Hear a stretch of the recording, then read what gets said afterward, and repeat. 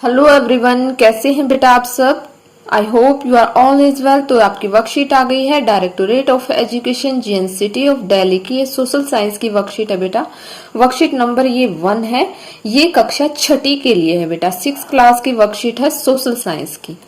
यहाँ पर स्टूडेंट को अपना नाम लिखना है और यहाँ अपने क्लास टीचर का नाम लिखना है। ये वर्कशीट बेटा 11 सितंबर 2020 यानी कि शुक्रवार की वर्कशीट है। तो चलिए बेटा देखते हैं वर्कशीट में दिया क्या गया है। सौर मंडल में पृथ्वी, विषय है खगोलीय पिंड। यानी कि बेटा ये आपके सोशल साइंस से जो आपका पार्ट नंबर 1 है, ये वर्कशीट उसी से बनाई है। तो चलिए पढ़ते हैं।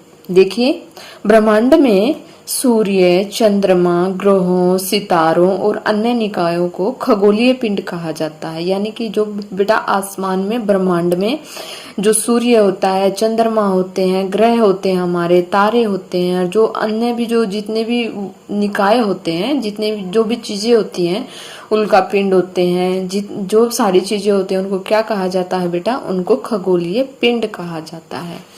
नेक्स्ट बेटा कि कुछ खगोलीय पिंड बहुत बड़े आकार के होते हैं।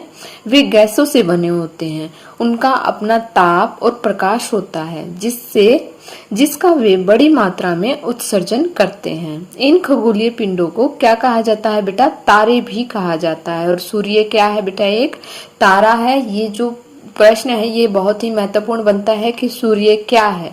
तो सूर्य एक तारा है और एक खगोलीय पिंड भी है। नेक्स्ट बेटा, कुछ खगोलीय पिंडों का अपना ताप और प्रकाश नहीं होता। वे तारों की रोशनी से जगमगाते हैं। ऐसे पिंड को ग्रह कहा जाता है। देखिए बेटा, जैसे चंद्रमा है, चंद्रमा का अपना खुद का प्रकाश नहीं होता। वह सूर्य की रोशनी से, सूर्य के से प्रकाश लेकर वो चमकता है।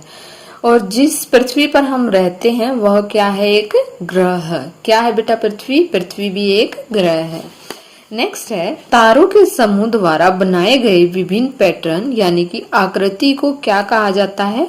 नक्षत्र मंडल कहा जाता है। देखिए बेटा, आपने देखा भी होगा रात में जब बहुत सारे तारे होते हैं तो उनमें जो 5-6 तारे होते हैं, 7 तारे होते हैं। देखिए 1 2 3 4 5 6 7।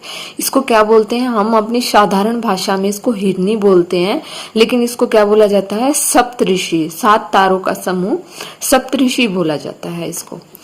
आप देखना आसमान में, ये बहुत अच्छा लगता है। नेक्स्ट है, पृथ्वी की तरह हमारे सौर मंडल में 7 अन्य ग्रह, यानी कि एक पृथ्वी है और 7 अन्य ग्रह हैं। देखिए अन्य ग्रह कौन से हैं? ये है बुध, शुक्र, ये हमारी पृथ्वी, मंगल, बृहस्पति, शनि, यूरेनस और नेपच्यून। ये हमारे कुल मिलाकर कितने हो गए? 8 ग्रह हैं ये हमारे।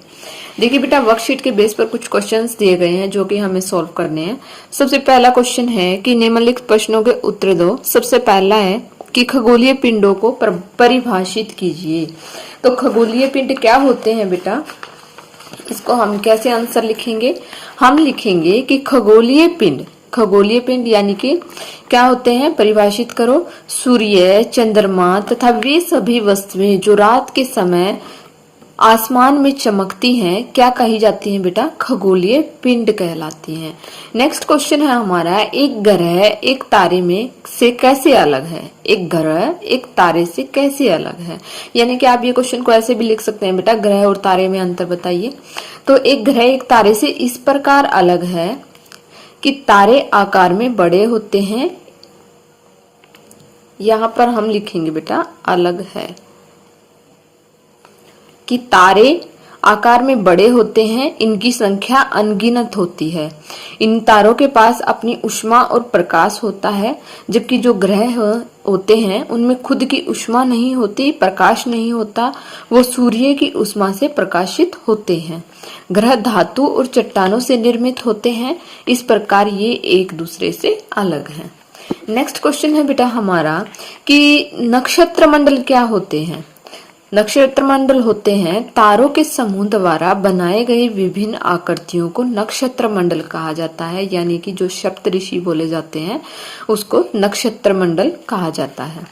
नेक्स्ट क्वेश्चन है हमारा कि हमारे सौरमंडल में कितने ग्रह हैं। तो हमारे सौरमंडल में बेटा अभी हमने वर्कशीट में पढ़ा था कि हमारे सौरमंडल में पृथ्वी से अलग 7 ग्रह हैं और पृथ्वी को मिलाकर 8 ग्रह हैं। बुध, शुक्र, पृथ्वी, मंगल, बृहस्पति, शनि, यूरेनस और नेपच्यून। इस प्रकार हम ये वर्कशीट बेटा ऐसे सॉल्व करेंगे। आई होप आपको वर्कशीट समझ में आई होगी।